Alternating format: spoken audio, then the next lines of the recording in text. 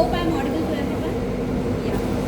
So after good morning, now it's a good afternoon session, and it is a bit added of the moral responsibility that no one in front should sleep now, because all are with lunch and full stomach over here. So that is an added responsibility to me. Myself, I am Anita Chaudhari. I am from Indian Institute of Plant Engineering, which is supporting this factory automation and process automation, as well as career-wise, I am as a deputy executive engineer serving from Maharashtra State Electricity Distribution Company Limited, MSCDCL, well known as. And I am proud to say that our MSCDCL is the Asia's largest distribution network currently, which is the only largest now, and we are serving all the consumers. And as we say that we got to change ourselves. My generation, when I joined the MSCDCL, and today in 2025, we have experienced an array of transformations. Right from, we had started from the disk type of the meters, and we have ended up with the smart meters now.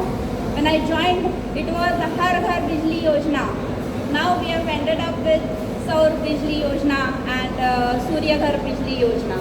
So there are lots of transformations in this field also. Basically what we can say is, we all know that automation is the crying need of our today. It is no longer a luxury now. It is the oxygen for our manufacturing industry. Because the factory automation is a physical backbone for any industry, and process automation is the software soul for any industry. Or we can say it is the brain of our body, which is controlling the body. And the important part for this is the electricity, and electricity is lifeline of all the industries. Because electricity is no longer just a service giving, but it has become a lifeline. So now the responsibility of that also has been increased, that we should provide a reliable power supply. Secondly, an affordable power supply, which is the main concern for all the industries. And thirdly, a high quality power supply. So these three issues are the current issues which are being faced by all the power systems today. Not only MSCDCL, but the complete power system today.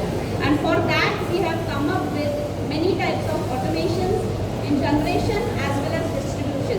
Because for the power sector, there are three types: generation, transmission and distribution. So for the generation, we have moved on from the traditional methods to the new methods. That is, we have come up with the renewable energy resources also. Then the digitally controlled systems, the SCADA systems, the smart sensors, IoT devices, which you all are aware about that. And mainly those devices are manufactured by all the industries like you. We are the users of those IoT devices. Predictive and condition-based maintenance and the renewable energy integration. So these are some of the digital evolutions taking place in the generation side. And talking about the distribution side, what we are doing is the SCADA-enabled distribution. Means we are moving from the manual grid to the smart grid, which is in the benefit not only of the consumer, also of the utility, and also in the benefit of the nation as a whole. Because finally the main motto is that India should come ahead. If India comes ahead, then only we will come ahead. And if we together are not coming or we are not working, then India won't come ahead. So it's a two-way relationship we have to work on with. And going ahead with the distribution system, we have SCADA-enabled distribution, we have the feeder automations. So all the feeders are being automated now. Whatever the faults are taking place, the faults are automatically detected. And the GIS substations, which are the most space-effective substations. The smart meters, which is the most important innovation to achieve the net zero emission by 2070, which is the very main motto of today's country. And that net zero emission, this can be achieved by a proper metering, which will give customer a proper satisfied service, as well as for the utility, it will be giving the load forecasting, proper load management, energy demand management. And there are the ADMS systems, that is Advanced Distribution Management Systems, which look upon the load forecasting, energy demand planning, integration of RTS and EV, and the digital workforce tools for the distribution.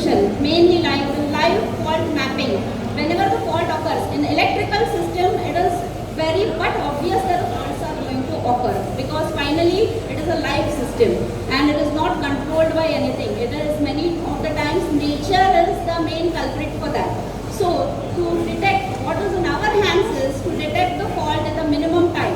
So the live fault mapping, GIS based asset location and the real-time reporting. These are few of the upcomings which our power sector has been with.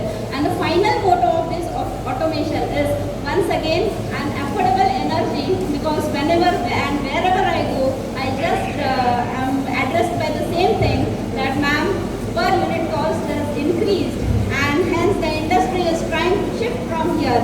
But no, we are striving hard to reduce that per unit cost. Now not only about the industry, but on average cost, if we are speaking, it is 8 rupees. Now we are getting the solar energy at 3 rupees per unit. So the government as well as the utilities are enhancing the customer to go for the solar database or the wind, whatever are the renewable resources, so that the per unit cost can be reduced. Again, the solarization of the agricultural feeders, so that the industry, whatever we say, that a high quality supply can be provided to them. And all these are the basic things what an industry demands from us. And India progresses.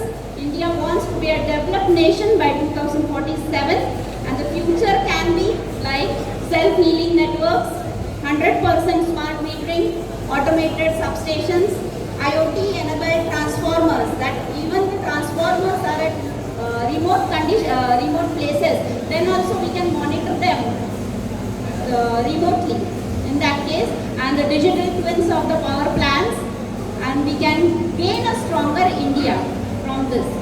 And apart from the electrical engineering, we can speak about this expo, which has given us a place to see the future. And automation, we say that it is Stewart Butterfield has said that automation isn't about replacing the humans. The main concern of many of the people today is, if we go for automation, if the work of 10 people is done by one machine, then the 9 people will be unemployed.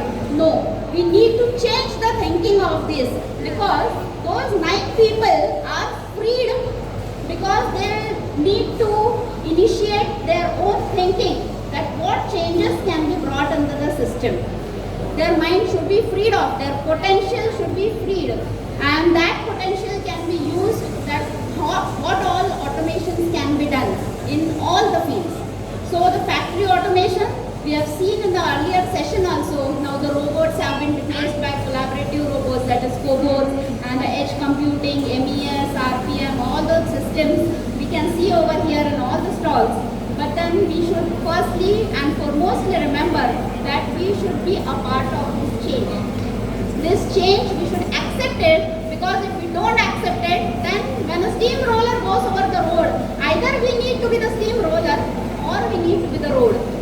So if we don't want to be the road, we need to be part of this automation, and we should foster the companies which are participating in this, and the expo which has given us the exposure to the future of the India.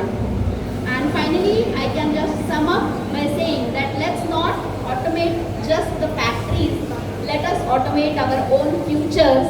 And with this, I'll thank the platform for giving me a chance to represent myself. Thank you, Himanshu sir.